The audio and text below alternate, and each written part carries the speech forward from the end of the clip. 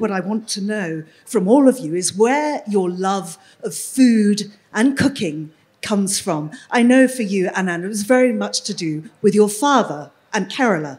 I come from Kerala, Cochin, and my love for food starts from my home, my kitchen, like my mother's kitchen. So that's where I started. So I come from a culture where men never entered kitchen. So I could see what my mom was cooking. And my father's experience of taking me to small tea shops and restaurant, that's where I experienced the love for food and my passion for it.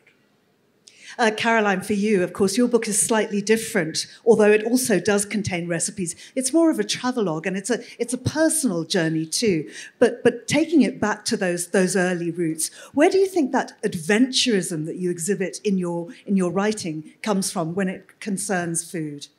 Thank you. I think it does come from my childhood, though I didn't grow up. I'm not one of those food writers that grew up with my mother in the kitchen. My mother worked, and we'd have a lot of frozen meals for dinner in the 80s, but we had Iranian and Turkish neighbors. And my parents loved our neighbors, and we would go there and share meals, and they would tell us their stories, and it was a kind of exchange. And I think that was the spark for me, that growing up in Reading, which is like 30 miles outside of London, there was a whole other world out there of delicious, interesting things and fabulous people to go and meet. So I think for me, that's where it started. And Susan, for you, I mean, your book is very much about fried chicken, and that's been a huge love of your life.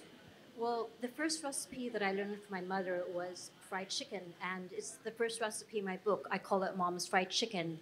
Both my parents were fantastic cooks, but my grandmother was the most amazing Chinese cook. Every Saturday and every Sunday, a Saturday dinner and Sunday lunch, she would cook for around 25 family members, and I would help out in the kitchen, and I'm very grateful for that. I mean, I'm really interested just to delve into the person that made you love food. Tell us a little bit more about your grandmother and what it was about her that really transmitted that love of food to you. Well, there's an expression in Chinese it says "ayi leng tong," which means a second wife's soup. My grandmother was a second wife. We didn't find out that my grandfather had a first wife in China. And so the saying means that the second wife's soup has to be better than any other soup because it's what attracts the husband. So she has to please the husband in a way that the first wife doesn't, because she's the second wife. She's lower in status. And it was common in those days to have more than one wife. And my grandmother was just the most extraordinary cook. She would cook the most intricate dinners. And I found out afterwards when I moved to Hong Kong that they were unusual in their intricacy. They were very old-fashioned. And so she just made really delicious, very old-fashioned, very labor-intensive dishes. And it was a way, in her way, to keep her husband. And your dad, Anand, I mean, he was a great foodie. He used to take you to restaurants all the time. Yes. So basically, I come from two different Christian cultures. One is Syrian Christian, which is considered to be the Hindu Nambudris. Brahmins were converted into Christianity by St. Thomas, AD 52, that's what they say. And my mother's side is Latin Christian, which were converted by the Portuguese. So both their culture of food and everything was different. And eating around in small street food shops in Cochin. And if I talk about Cochin in a 5-kilometer radius, I could say there are 40 different communities. And 40 different communities all came to Cochin because of the trade of the port. And they came from different parts of India, different parts of the world. And what they did was they brought their food and culture back into Cochin, evolved and revolved with what we had with the climate. Like we got beautiful seafood there, rice there, and again, the economic conditions. Like certain dishes, we got some dish called savola bhajia. It looks like a donut. So where it was invented, if you ask, it might be a bread dough. One clever cook would have been made into a donut. So there are fantastic dishes, which is very cost effective and for the time. So I've experienced all these things with my father before even I went into the culinary world. Why was he taking you to restaurants? I mean, obviously he liked going himself, but he didn't want you to be a chef. So what was his purpose? No, his way of showing love was that. So that's the way he showed us affection, buying things. So that's where he made me experience so many things. Even when I was a young boy, he made me independent. So that the things you do it yourself and you learn your way. So that what that was his way of showing his affection and love. Yeah, yeah. Caroline, we remember that in the UK in the 70s and 80s, food was kind of brown and beige and bland. And as you say, you were lucky enough to have neighbours that didn't eat in that way. Was there a personality in particular that really fired your love of culinary difference? I came to food quite late, so I'd say it's 10, 12 years ago I became very interested in food. But when I was small, the Turkish lady who ran the household was called Irmak, and she was from Istanbul.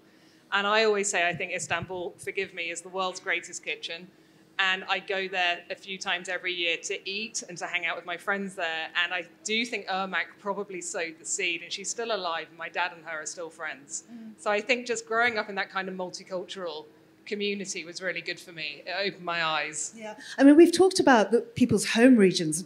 Reading doesn't particularly have anything to recommend it, I'm sorry to say, in terms of food. But your travels have taken you to so many places, and your book picks up. I mean, from Russia to Istanbul to all sorts of different places. And I wanted to zero in on one particular foodstuff, and that's the melon. The Uzbek melon. So it's weird. I've kind of become known for being a kind of small expert on the Uzbek winter melon. It's an extraordinary fruit. I wrote an FT article about this a few years ago, and people were really fascinated by it. They've got 160 different names for these winter melons. They're often very wrinkly, or they're different shapes and sizes. Uzbeks really understand the value of fruits. The Fergana Valley was where Babur left his homeland, came to India, missed the fruit of Uzbekistan. And it's a wonderful taste. And of course, when you eat something in an orchard or close to where it's come from, the flavor's much better than if it's traveled. So my opening chapter in Cold Kitchen, my new book, is about me slicing up a melon in my cold basement Edinburgh kitchen. But I'm thinking about these wonderful melons of Uzbekistan. And it's that feeling of how food can transport you, how the kitchen is a portal to other places, to other worlds, and to other people, and a sort of memory box. And sometimes all it takes is the feel of a peppercorn or the smell of a melon, and you travel. I do really believe this. It's the wonderful power of food. I mean, you write, the kitchen is a space that effectively opens up the world. Is that the case for you? Well, yes, I do think so, because without all my friends, wouldn't have tasted so many different foods. Without moving from Hong Kong, from United States to Hong Kong, I wouldn't have tasted so many delicious things. And the more you learn, the more you realize you don't know, because there's so many different types of cuisine I don't know. There are a lot of cuisines that I do know and which I can cook, but there's so much that I want to learn, and I'm never going to learn it all, but I hope to learn a lot of it. What about your own personal kitchen? What does that mean to you? Well, I cook a lot of food for my husband because he likes certain things. So when I cook for him, I cook one type of food. He's a Brit, and so he likes simpler foods, but he likes spicy foods as well. But when I cook for myself, I can cook anything. I can cook Korean, I can cook Chinese, I can cook French, I can cook Italian. I can't cook Indian, and I'd love to learn. But the one thing that I think he fell in love with was my pastries, because I used to be a pastry chef, and he does like my desserts. And for you, of course, you have a home kitchen, but you also run an incredibly successful restaurant. And I wonder how a restaurant kitchen differs from a home kitchen in the feeling that you, as the cook, has about the space in which you're creating this food. So the restaurant, we have to bring that commercial element into it. So the classical training gives you that part. But when we did the restaurant, so when I went to Cardiff, the Indian food scene was totally different. It was a Bangladeshi-run curry house, to where it is. So there was no fine dining element of Indian cuisine as such, where we could pair the wines with the food and more like an experience rather than eating food. So what we did is we took the classical dishes. So my restaurant is called the Purple Papadum, where we say it's modern Indian with strong, bold Kerala flavors. So if we have to create a fish curry, rather than soaking the fish or poaching the fish in the sauce, we try to bring into a three-dimension way of bringing a starch at the bottom, the sauce, and the pan-seared fish. So, but all the elements of the curry are brought in. So that's an element of art into that as well. But again, from a practicality, when the guest sits in the restaurant, we need to create the dish in 10-15 minutes time. So we need to work a backward synergy of the practicality, how much we can prep, and how do we create the dishes. So some dishes like my mom did was so much laborious, which is not possible, but which can be done on a banqueting, which cannot be run on a restaurant service where you got tables ordering different foods, and again, the space of the kitchen. So the practicality comes quite a lot, but when you ask me, kitchen that's my space. And the food, what I cook, is who I am. And that's what I can reflect to anyone, rather than saying bold flavors. But when you take a spoon of it, you can understand what I'm trying to achieve. That's the advantage, and that's a capacity, ability of the food can do to Whereas for you, Caroline, your kitchen is much more of a meditative space, isn't it? You're really thinking about what you're doing. You're really taking time. Turning something around in 15 minutes would seem to me, from reading your book and exploring that space with you through the eyes of your dog as well, that kind of fast turnaround would be impossible. I'm quite a slow cook. I like to have the radio on and sort of take my time over it. And the kitchen for me, it was a place where life happens. And when I moved to Edinburgh 10 years ago, it was around the time of the Scottish referendum, and the house prices were quite affordable. And I saw this kitchen, and it's subterranean, so it's under the cobblestones of Edinburgh. And I just thought, this is where all life will happen. This is where the comings and the goings will happen. It's where the dinner parties will happen. So when the full-scale invasion of Ukraine happened, for example, I held 2 supper clubs and charged a fee, which felt quite odd for me because, I don't charge people to come and have dinner with me usually, but we raised quite a lot of money, and I would recreate recipes that I'd collected from my time in Ukraine, and I'd have Ukrainian wines and a cocktail I'd come up with for my book, Black Sea. And so it can be different depending on what's happening. But I have a little office off the kitchen where I write, and then I have another little pantry off the kitchen as well. And the pantry, I really treat it like a library. I go in there and I treat the things with a reverence like they're books, because it's a curious thing what's in the pantry if you think about it. There are shells, there are seeds, there are the spines of the sardines. It's like all life is there, barks, leaves. And I think it's quite a philosophical space, the kitchen. It makes you think about where things have come from. And I think I'm quite lucky I don't have children, and I can sort of spend hours thinking about these things and preparing meals. But yeah, there's something about going down into that kitchen and it becomes a thoughtful space. And how about for you, Susan? Because you've spent a lifetime writing about food. Does that change the way you think about cooking? When I was food and wine editor for the South China Morning Post, I had to cook for my audience because I had a weekly recipe column, and I had to test a recipe, decide on a recipe, test it again possibly, and write for my audience. And it had to be really precise. I had to measure things, and I'm not used to measuring things. When I cook for myself, I just do a little bit of this and a little bit of that, which is how my mother taught me how to cook. But you can't tell a reader a little bit of this and a little bit of that. You have to be precise. So now that I'm no longer food and wine editor, I can cook for myself. I can cook what I want to cook. And it is very different because for me, all that matters is deliciousness. It doesn't have to be something new, which is what I had to come up with every week with a new recipe. It's what I like to eat now, and I'm actually very happy about that. Yeah, and your book is called The 5,000-Mile Journey, and of course 5,000 miles from Kerala to Cardiff. Can you take us through that journey? So I'm a commerce graduate. Then I wanted to become a chef. But then I worked for a year. Then I went to a culinary school to be trained as chef. Then I worked. I've got to stop you there. How did you convince your parents? Because they were dead set against you doing My this. father was against it, but then they said, you do whatever you want. And whoever I spoke to, they said I'm mad because after graduation in commerce, you're going to do again a bachelor's. And the training, the way the kitchen chefs were trained, it was hard. And like it's 15 to 18 hours. So they said you won't survive. And I took it as a challenge. And I went to one of the best schools in India, Taj School Aurangabad, where I did my culinary and I trained. And I worked in Taj, Oberoi and Leela's. That gave me a fantastic exposure. I even had an opportunity to work in Ranthambore. So I understand a bit of Rajasthani food culture. Then I ended up in everyone's dreamland, London. That's where the chef's dream is. But I ended up in a restaurant called Vineet Bhatia's restaurant. So that's where I started. So that was a 1-star Michelin. And that's where I saw the food can be presented this way. I didn't stay much there. I was there only for 3 months because they put me in desserts. Dessert was something I would eat. Then I had opportunity to meet investors who took me. We ended up in Cardiff. People ask me, how did you land up in Cardiff?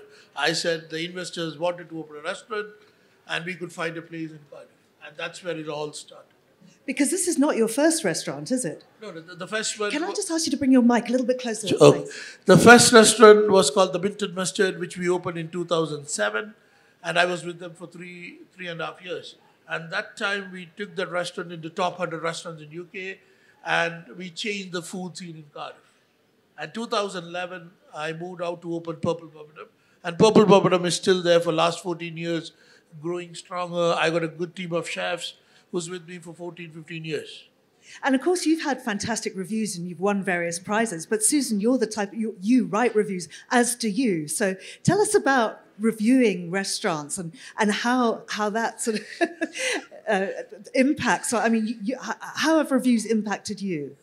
To some extent, we read it, we go through it, but we don't try to influence them. So a lot of the people try to do, like when I do a Kerala interpretation of food, a lot of times people don't understand the flavors or what we are trying to do. So some reviewers, before writing, they'll have a word with us saying that, what was your approach for this? Why did you do that? Some write.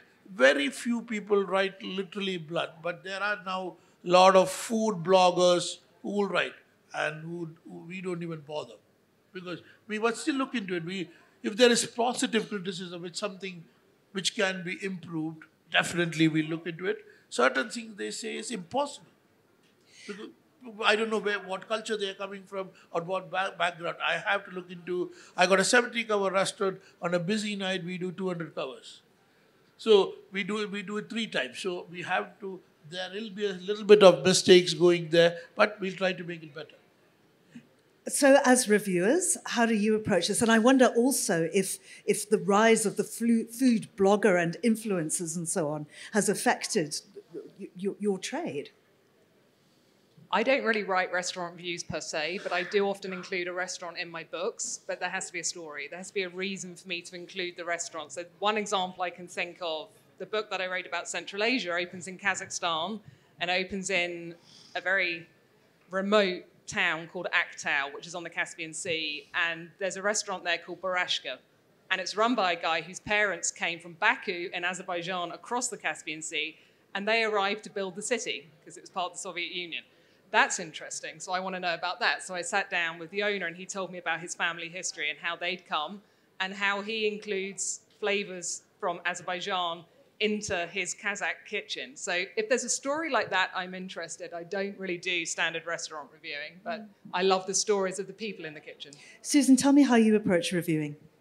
I did a weekly restaurant review, and honestly, it was my least favorite part of the job. Everybody thinks that restaurant reviewing is glamorous. You know, I would do most of them anonymously until my face got too well known so that I couldn't do it anonymously. But it's a big, you have to take it very, very seriously. And I think because I was a chef before, I took it really, really seriously. I didn't want to say anything that was inaccurate, of course, but I also felt sensitivity towards the chef. And if there was review that was so bad that I couldn't say anything positive, I didn't write it. I didn't finish the review. I didn't publish the review. Unless it was a big name. Like when Gordon Ramsay came to Hong Kong and I thought the food was very mediocre. When Jamie Oliver came to Hong Kong and I thought his restaurant was very mediocre. Because they're big names and they're established, I think they're fair game. But if they were just a person just trying to start a restaurant because he loved it, I wouldn't write it. I wouldn't run the review if I didn't like it. Who are you writing the review for? Is it for foodies or is it for us ordinary public members who want to decide where to have supper tonight? Because those are two different audiences, really. There's different ways of looking at restaurant review or reviewing. The New York Times goes several times, tries to be anonymous, tries to eat everything on the menu. And then there's the other way, which is you give it one visit, and which is the way most people eat. If you go to a restaurant and you don't like it, you're going to tell your friends, I didn't like this restaurant. Or if you liked it, you will go back again. So I approached it in the second way, because people give it one chance. And if you get it wrong, it's not your fault, it's their fault. They can say, oh, I'm sorry, but we're new, or the chef was off that day. I'm sorry, but if you're paying the same amount of money that everybody would pay, and the chef isn't in the kitchen and the food is bad, that's not their fault. And they're paying the same amount as they would, as anybody else would. So that's really unfair. You should, if the food isn't good enough when the chef isn't there, then you should say, I'm sorry, but we're only taking a certain number of people, or we'll have the price. Gosh, that's so interesting. We were talking about journeys, your 5,000-mile journey, and Caroline, your book obviously is very much involved in travel. And in fact, you had this wonderful quote from a Russian about arrivals and departures. I wonder if you'd talk to us about that. I think all of us who are lucky enough to have a home and have our own kitchens, I think it is where these departures and arrivals often happen. We often greet someone, you sit down, you have a cup of tea, you recount the stories, and it's often where we say goodbye as well. And that lovely quote sort of sums that up, I think. It's where life happens. It's where the comings and goings happen. I think it is the heart of a home, a kitchen. And a kitchen doesn't have to be grand. My kitchen's not grand. It's unchanged from when I moved in 10 years ago. I haven't really done anything to it. But it's somewhere, obviously, you feel very connected with, because you'll have a birthday celebration there, or you might mourn somebody around the table together, or you bring people together. And it's where the arrivals and departures happen, the kitchen, I think. And of course, Susan, you've moved, like Anna, miles and miles away from your home. And I wondered if you'd talk to us about that transition from California to Hong Kong. Living in California is very different, obviously, from living in the United States or living in Hong Kong. But in between, I moved to New York, from California to New York to Hong Kong. So fortunately, I got used to very small kitchens when I was living in New York. My mother's kitchen in California was quite big. My kitchen in New York was very, very small. And my kitchen in Hong Kong, my first kitchen in Hong Kong, was so small that I could touch both walls like this. Didn't have to stretch out my arms. I've since graduated to a marvelous professional kitchen. I can cook anywhere. I can cook in the small kitchen, but I enjoy cooking in a comfortable kitchen, and that's what I have now. I want to talk a little bit about love and food, Anand, and about how it's different when you cook for people that you love.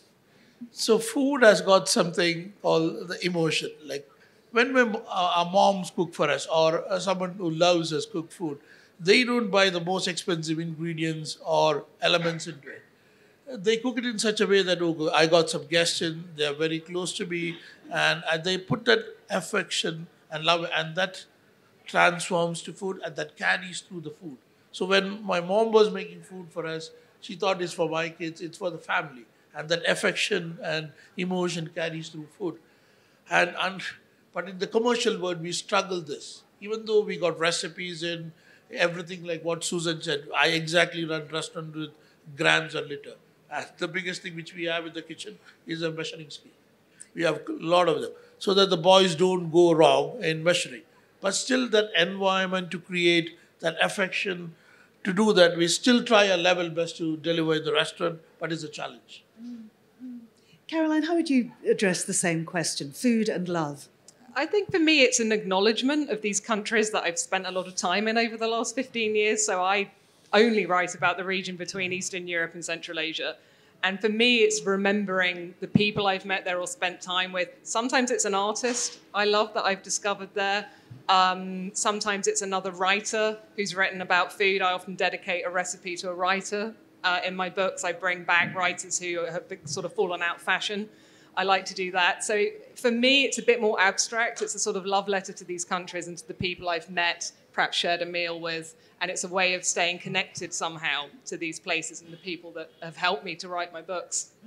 And Susan, of course, you've been a pastry chef. Now, my partner who's in the audience here is a baker. And of course, working with dough, you work with pastry. It's not dissimilar. We had a long conversation yesterday. Well, I'm just wondering about, because I sometimes feel that in his bread, I can taste the emotion that he's been feeling when he's kneaded the dough. And I wonder if that's something that you acknowledge and perhaps you feel through pastry. And as you were saying, your partner loves you, I'm sure, for many reasons, but your pastry is one of them.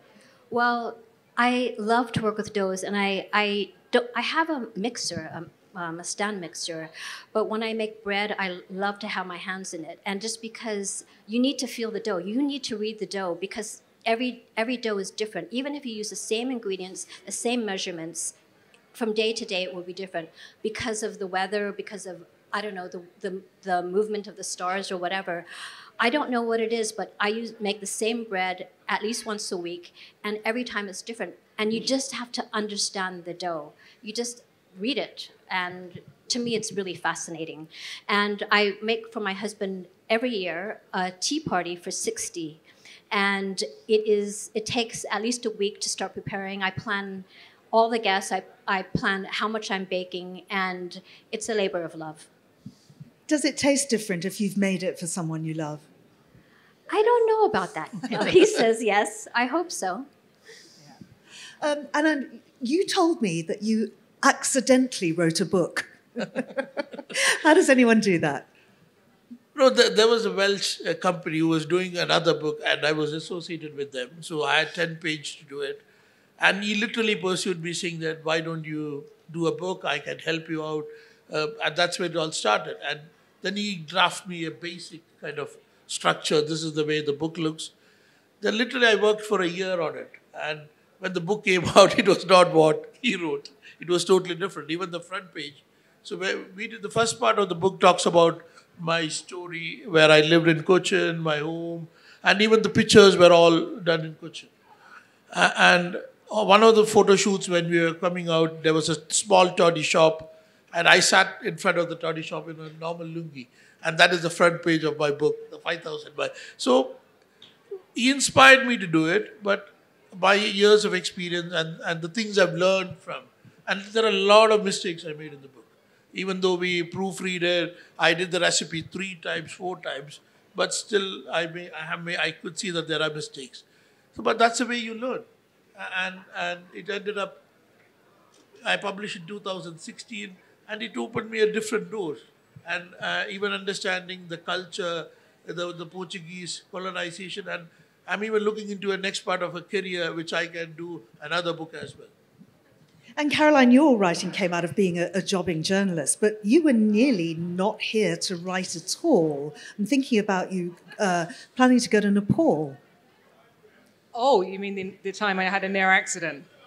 Yeah, I was in Nepal, and I tried to fly up to Everest Base Camp to do a trek, and I kept going to the airport, and the plane kept getting delayed and delayed and delayed, and I actually ended up going to Bangladesh instead. I love Calcutta. I thought I want to see what Bangladesh is like, and when I landed, everyone was getting in touch with me because the plane had finally taken off, but it had crashed, and everyone inside the plane had been killed, including several young British people who were going there to do this trek. So the start of the memoir mentions this, because I don't know, it happened, I didn't really think about it, but it's travel is sometimes a bit dicey. Obviously, it's the road travel, which tends to worry me the most, but yeah. So tell us then about the evolution from writing travel pieces into this full-blown, beautiful book. So I used to write a lot of travel articles, and of course you write a lot about the food. It's really easy, it's sort of easier to walk into a market or a restaurant, get quotes, talk to people, get some colour. But I was very frustrated that back in, say, 2012, 2014, I was traveling to countries like Tajikistan, Uzbekistan, amazing countries, very rich culture, very interesting food, but people were very disparaging about it because the tourism infrastructure wasn't there.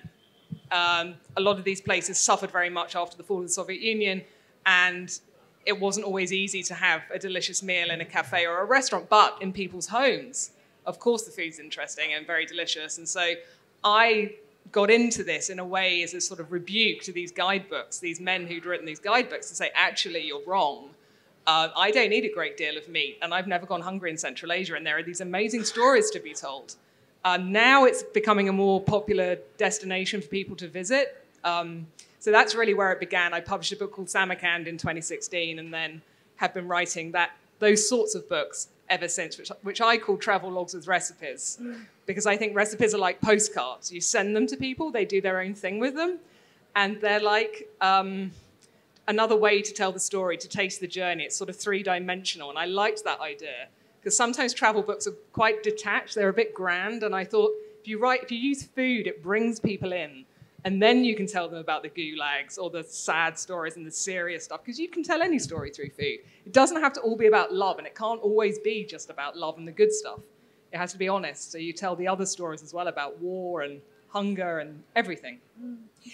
Your book reminds me a little of Nora Ephron's Heartburn, which of course is about love and relationship breakup. But as you say, it's a wonderful way to get into the subject. And at the end of every chapter, there it is, the recipe, the thing you eat when you need scrambled egg for one or a watermelon and feta salad, as you have with mint. I think there's a real generosity with food writing. I think writing a recipe is extremely difficult.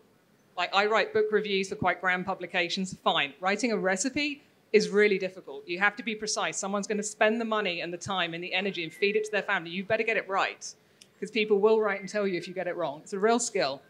So I have great admiration for recipe writers and people who are much better at it than me. I mean, I'm just a home cook, so... Yeah.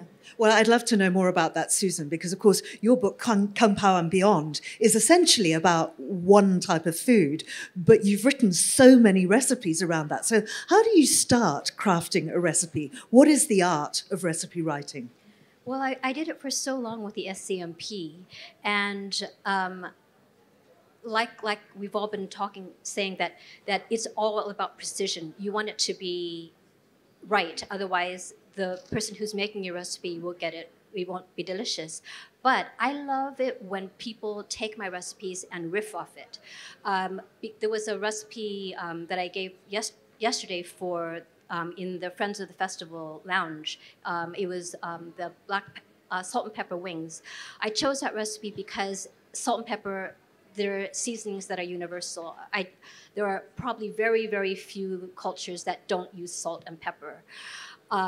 And so I said to them, please, if the chefs want to change it, I'm happy to let them change it.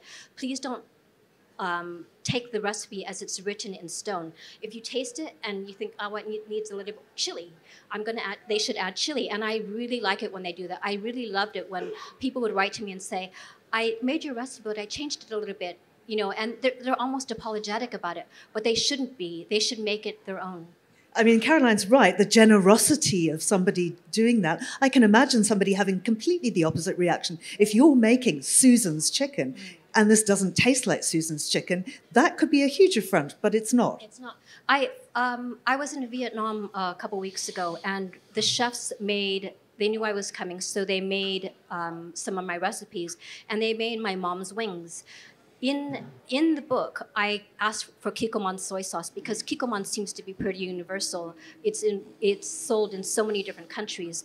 And I tasted it and I said, did you use Vietnamese soy sauce? And they said yes, and they were almost apologetic about it. And I said, no, I'm really glad you did. It tastes different. It tastes distinctively different, but it's still delicious. And as long as it's delicious, that's all that matters. And give us your take on that, about people changing your recipes and also how you start when you begin to craft a recipe. So we do master classes, so I teach people cooking classes as well. So when they come in, we try to do dishes which is very simple. We teach them how the techniques are. And because if you look at Indian cuisine, there are 3 basic ingredients: turmeric powder, coriander powder, and chili powder. These are the basics, and you play around with this with onion and tomatoes, how you cook it. So we teach them the basic way to do it, and even the recipes, I write it as simple as I can.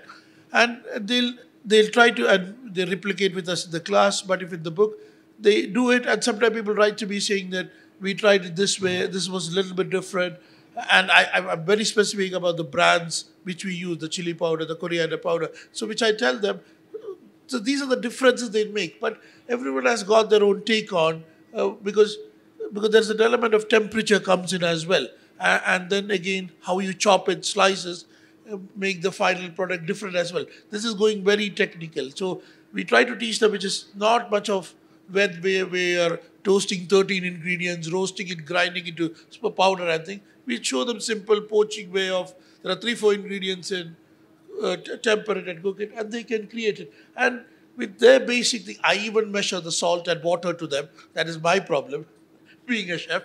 But which they can play around with. Some like the sauce to be thinner, thicker, and I say that use the way you want it in your personal day-to-day life. Caroline, if you had to choose one recipe and its accompanying story out of your book, what would that be? So while my book travels out to all these places, there is also a chapter in the book on Scotland, and I find a cloudberry. Cloudberries are very, very rare in the UK. They're much more commonly found in Scandinavia and Russia. But I was out hill walking in a very remote part of Scotland, and I found this one cloudberry. A bird must have dropped the seed. It was a remarkable moment to find it. And when I came back down off the hill, I collected a lot of bilberries, which are like blueberries, and I made a jam of a kind of like a memento of that great day that I had. And that chapter is really lovely because it sort of describes the heather at the time of year. And I wanted to have something from Scotland as well in the book. So I think it's the bilberry jam, which you can also make with blueberries. It's what we call nearly jam. So you don't have to have a firm set. It's really good on butter toast. How about you, Susan? Your favourite recipe from the book, and also what the story behind that recipe is. What makes it to your best? It would be the first recipe in the book, Mom's Wings. As I said, it's the first. Sorry. Okay. As I said, it's Mom's Wings is the first recipe that my mother taught me how to cook, and it's the first fried chicken recipe that I learned, and it started a love for fried chicken. So I made it because it was my mother made this recipe or this dish for me and my brothers when we were growing up, and I made it for her about a year after the book. No, when the book came out, and I said, "Oh, Mom, I'm making you this," and I fed it to her, and she said, "Oh, it tastes like my wings," and I said, "It is your wings." So I'm really glad I was able to make it for her. She's almost 90, and she still loves to eat, and I'm just very grateful that I was able to cook it for her. And Anand, which would you choose, and what's the story? It's a biryani. So from a childhood, that was my favorite dish. And with my travels, I've eaten lot of biryani. And for me, the best biryani which I've eaten is in Aisha Manzil, one of the homestays in Kerala. It was in Talasheri, is run by a couple called the Musa family. And that's where I've eaten the best biryani in my life. I finally want to ask all of you about seasonality. Your book is divided into 4 seasons, and about climate change, because, of course, what we eat is influencing what's happening to the world around us. And I wonder how much you think about that and how much we ought to be changing our habits to make sure that the planet, that what we grow, that what we consume is still habitable for generations to come. Susan? Well, with Gongbao and beyond, I'm afraid that it's not seasonal, and it's probably not sustainable, because I also, you have to balance sustainability with what people can afford. I could have said, and I said this in the introduction, I could say, only use sustainable chicken, only use battery or farm-raised chicken. But people can't always afford that. And it's really unfair, because people who can't afford top ingredients have to eat too, and they should be able to eat well. So you have to balance sustainability with what people can afford. And I said in the book, use what you can afford. And I still believe in that. Caroline? I think that's right. I also think absolutely everywhere I've travelled, I've heard the same thing from farmers and people in orchards. Everything's changed. People who are in their 50s and 60s say that the harvest isn't as good as it used to, the seasons have changed. They are on the front line in many ways in these remote parts of Kyrgyzstan, Tajikistan. Glaciers are melting. What can we do about it? I don't know, but I think there's a lesson in deliciousness in the sense that if something is home-reared and it's closer to home, it's probably going to taste better than if it's been sat in cold storage and on the back of a truck for many weeks. But again, it's education and it comes down to cost. And Anand? I would say that what we do back to the soil. So the fertilizers and things we put, it brings back poison back into the food. So the more natural and the local ingredients we can do and which work seasonally, I would say that is the best way to preserve the culture and the food. We're going to open the floor up to the audience now. So if you have questions, do give us a wave. We've got a couple of microphones here, and there's a lady right in the front row who has a question.